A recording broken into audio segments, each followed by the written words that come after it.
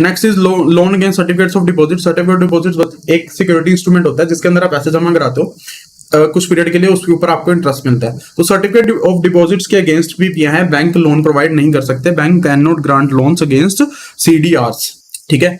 उसके अलावा बैंक्स अपने सीडीज सर्टिफिकेट ऑफ डिपॉजिट्स है वो मैच्योरिटी से पहले बायबैक भी नहीं कर सकते। ना वो लोन प्रोवाइड कर सकते हैं, ना मैच्योरिटी से पहले लोन प्रोवाइड कर सकते हैं। क्योंकि अगर मैच्योरिटी से पहले ही आपने उनको बायबैक कर लिया तो काइंड ऑफ क्या हो गया कि आप पैसा दे रहे हो या उसके अगेंस्ट पैसा दे रहे हो, एक ही बात है। दोनों के ऊपर क्या लाई गई है, प्रोविजन लाई गई है। बट इसके अंदर एक रिलैक्सेशन प्रोवाइड की गई है। रिलैक्सेशन कब प्रोवाइड की गई है, जब जो ये सर्टिफिकेट ऑफ डिपॉजिट्स है वो कौन हेल्ड करता हो, म्यूचुअल फंड हेल्ड करता हो, ठीक है। अगर म्यूचुअल फंड हेल्ड करता है सीडीज, तो उस केस में उस सीडी के अगेंस्ट पे बैंक लोन दे सकता है, बट सिर्फ किसको दे सकते हैं, म्यूचुअल फंड को ही दे सकता है। इन केस ऐसा कोई सीडीज है वे म्यूचुअल फंड होल्ड करते हैं, तो जो कैपिटल मार्केट एक्सपोजर है बैंक का, जो ये सीडीज है वो अपने कैपिटल मार्केट एक्सपोजर का पार्ट बनाएंगे। उसके बाद अगली जो बात की गई है that is Indian depository receipt. Indian depository receipt ये भी एक सिक्योरिटी इंस्ट्रूमेंट ही होता है।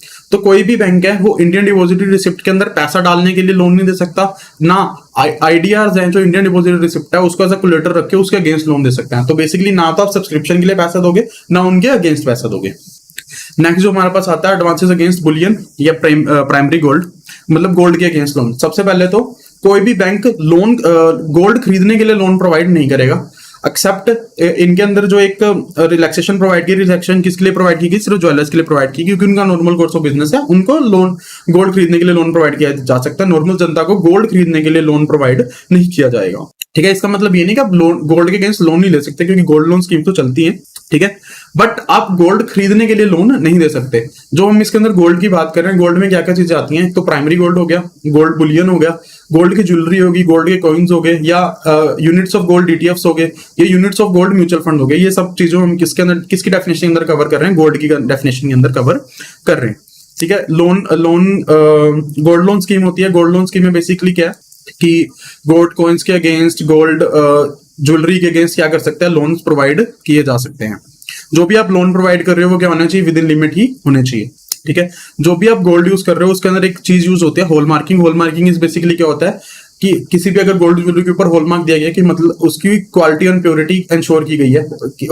हॉलमार्किंग करता है बेसिकली स्टैंडर्ड्स के अकॉर्डिंग गवर्नमेंट एजेंसी उन पे हॉलमार्क प्रोवाइड करते हैं कि हमने इस ज्वेलरी की प्योरिटी और क्वालिटी चेक कर ली है। तो हमने सिर्फ उन्हीं एडवांसेस के अगेंस्ट उन्हीं ज्वेलरी के अगेंस्ट लोन देना जिनके ऊपर क्या है, हॉलमार्किंग की गई है। हॉलमार्क ज्वेलरी के अगेंस्ट आपने क्या करना है, लोन प्रोवाइड करना है।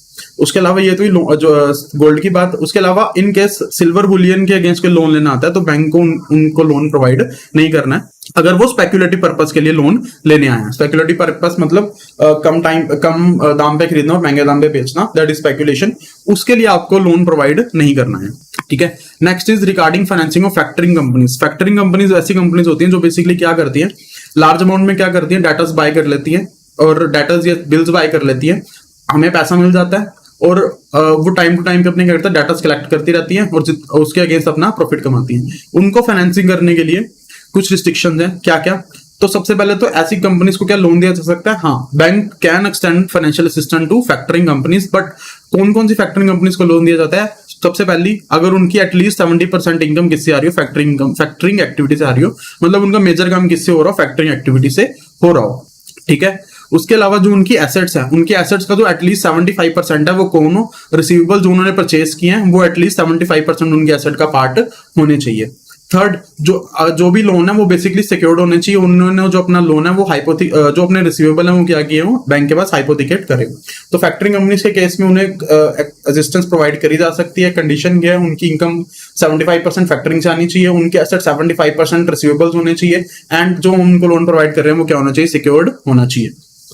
नेक्स्ट जो रिस्ट्रिक्शन है that is regarding to loan and advances to the real estate sector. की रियल एस्टेट सेक्टर को जब हम लोन प्रोवाइड कर रहे हैं तो उसके अंदर हमने क्या क्या चीजें ध्यान रखनी है। रियल एस्टेट सेक्टर को हम लोन प्रोवाइड कर सकते हैं, बट हमने सबसे पहले ये इंश्योर करना है कि जो रियल एस्टेट डेवलपर है, जो उसने प्रोजेक्ट के लिए लोन लेना है वो प्रोजेक्ट क्या हो, अप्रूव हो, उसने जो भी गवर्नमेंट से, लोकल गवर्नमेंट से, कोई भी अथॉरिटी से कोई भी परमिशन लेनी है उसके पास वो परमिशन आ गई हो।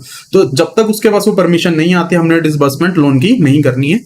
तो बेसिकली कि जैसे डेवलपर्स के केस में क्या होता है ना, अलग अलग जगह से परमिशन लेनी पड़ती है, लाइक म्यूनसिपल कमेटी से लेनी पड़ती है regarding the height, project approve करवाने पड़ते हैं, वोटर के लिए परमिशन लेनी, सीवेज की परमिशन लेनी। तो जब तक वो सारी परमिशन नहीं आती हम उनको लोन डिसबर्स नहीं करेंगे। उसके बाद एमएसएमई के केस के अंदर लोन्स किस तरीके से प्रोवाइड करने हैं, एमएसएमई सॉरी एमएससी के केस में, माइक्रो एंड स्मॉल यूनिट्स के केस में लोन किस तरीके से प्रोवाइड करने हैं, ठीक है। तो एमईसीज के केस में तो मैक्सिमम क्या है, आप उनको कितने रुपीस की कैपिटल लोन प्रोवाइड कर सकते हो, 5 करोड़ की लिमिट आप उनको क्या कर सकते हो, प्रोवाइड कर सकते हो। 5 करोड़ की जो लिमिट है वो बेसिकली बेस किस पे होगी, 20% of their projected annual turnover, मतलब जिनकी उनकी प्रोजेक्टेड एनुअल टर्नओवर होगी उनकी 20% से ज्यादा आप लोन प्रोवाइड नहीं कर सकते, ठीक है। एमएससी यूनिट्स के केस में आपने क्या करना है, सिंप्लीफाइड प्रोसीजर यूज करना है, जो हमने पिछले यूनिट में पढ़ा था, पिछले मॉड्यूल के अंदर पढ़ा था, simplified procedure in case of KYC norms के अंदर, वो आपको क्या करना है, फॉलो करना है एमएससी केस के केस